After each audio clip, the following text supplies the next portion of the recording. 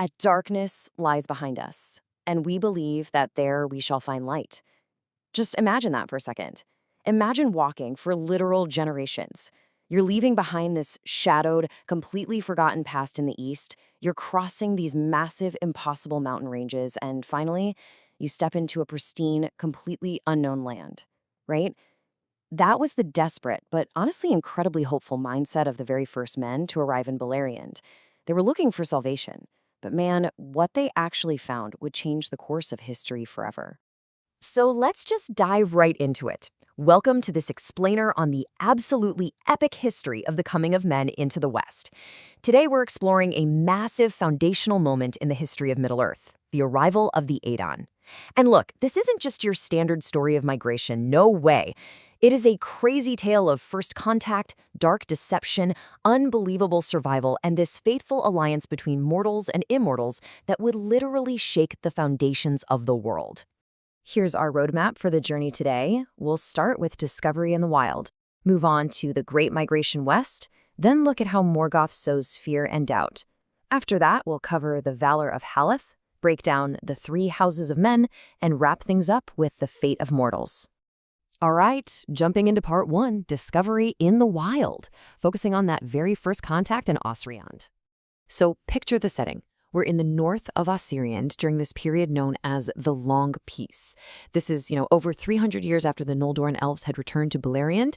The Elven Lord Finrod Felagund had been out hunting, but he kind of wandered off alone into the foothills, and suddenly he hears something completely impossible. Song and lights in the evening, right in a land where the local green elves strictly used neither.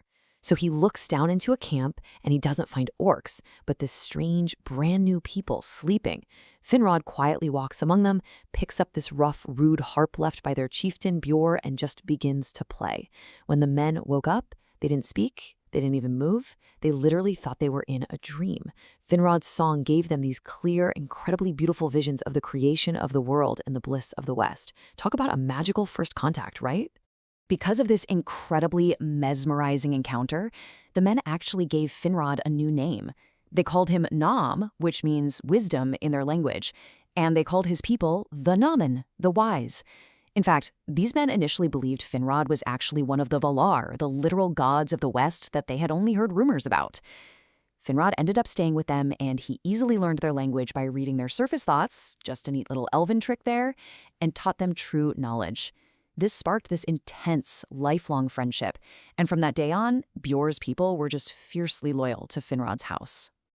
Moving on to Section 2, the Great Migration West and crossing the mountains.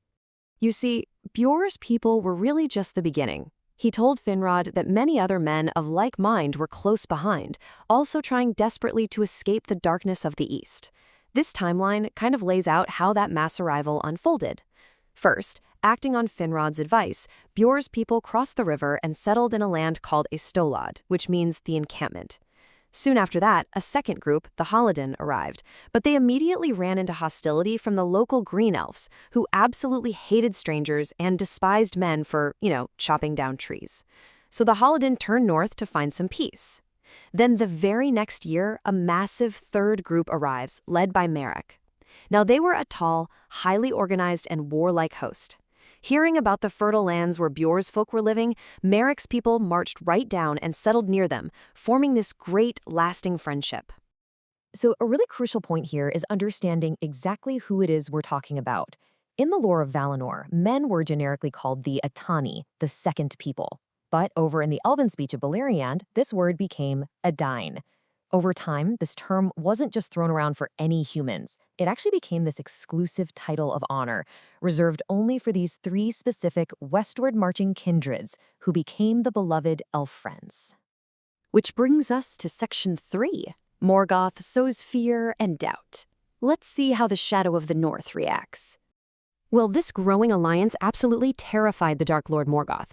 In fact, he actually left his fortress of Angband in secret just to deal with this new threat himself, leaving his lieutenant Sauron in charge of the war. That's a huge deal.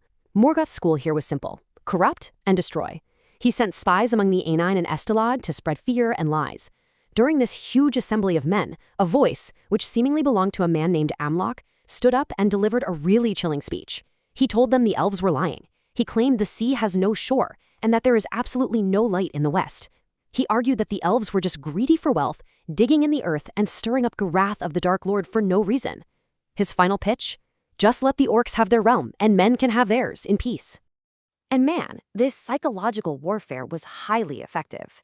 A real shadow of fear fell over the assembly. Bereg, who was one of the leaders of this discontent, took 1,000 people and fled southward, totally disappearing from the histories forever. But here is the wild part. The real Amlach later returned, furiously denying that he had ever made that speech. Realizing the master of lies had literally stolen his identity to manipulate his people, Amlach repented. He was so angry about it that he traveled north and swore a lifelong oath of service to the elves, directly defying Morgoth's manipulation. Next up is Section 4, the Valor of Haleth and their incredible survival in the woods.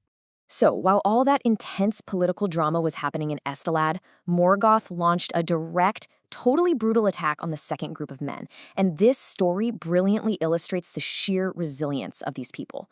Morgoth sent an orc raid that completely bypassed the elven sieges and fell upon the Halidin, who were living in these scattered, isolated homesteads. A fearless man named Haldad gathered everyone behind a stockade built between two rivers. The siege was just brutal. Haldad was slain, and when his son Haldar rushed out to save his father's body, he was hewn down too.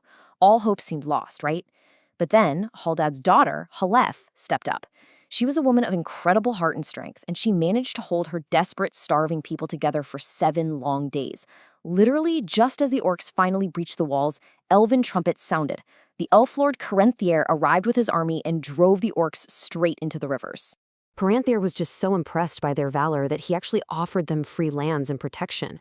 But Haleth? She was fiercely independent. She flat out refused to be ruled.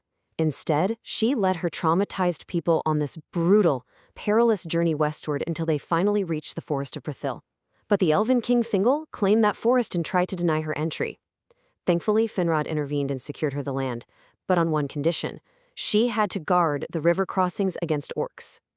Haleth's response to this demand was absolutely cutting.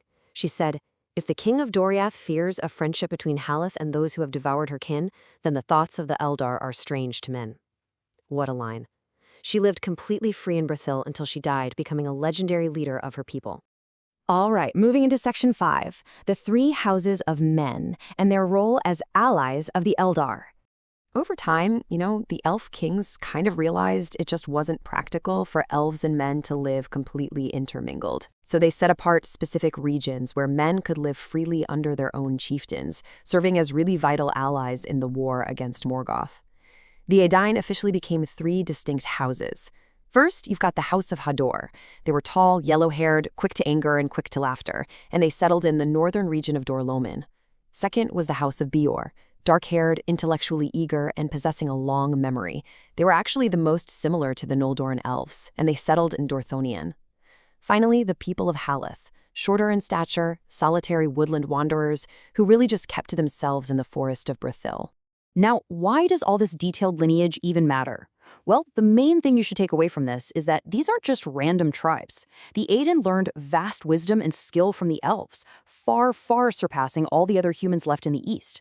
By stepping into this alliance, they became the direct ancestors of the absolute greatest legends of the First Age. We're talking heroes like Turin Turambar, Tuor, Baron One Hand, and Arundel the Blessed. And eventually, from these 3 houses would come the mighty kings of Numenor.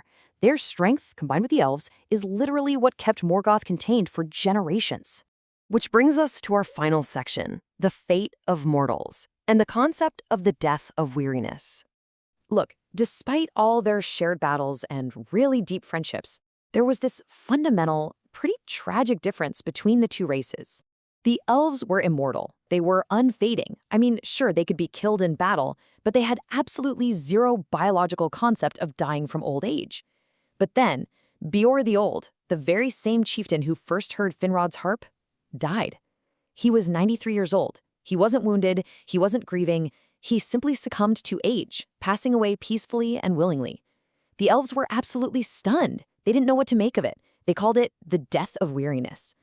Witnessing the swift, natural waning of a human life for the very first time just filled the Eldar with profound grief and honestly complete bewilderment. And this leaves us with a lingering, pretty haunting thought. The elves possessed vast lore, right? They knew the origins of the world, they knew the nature of the gods. But the fate of men?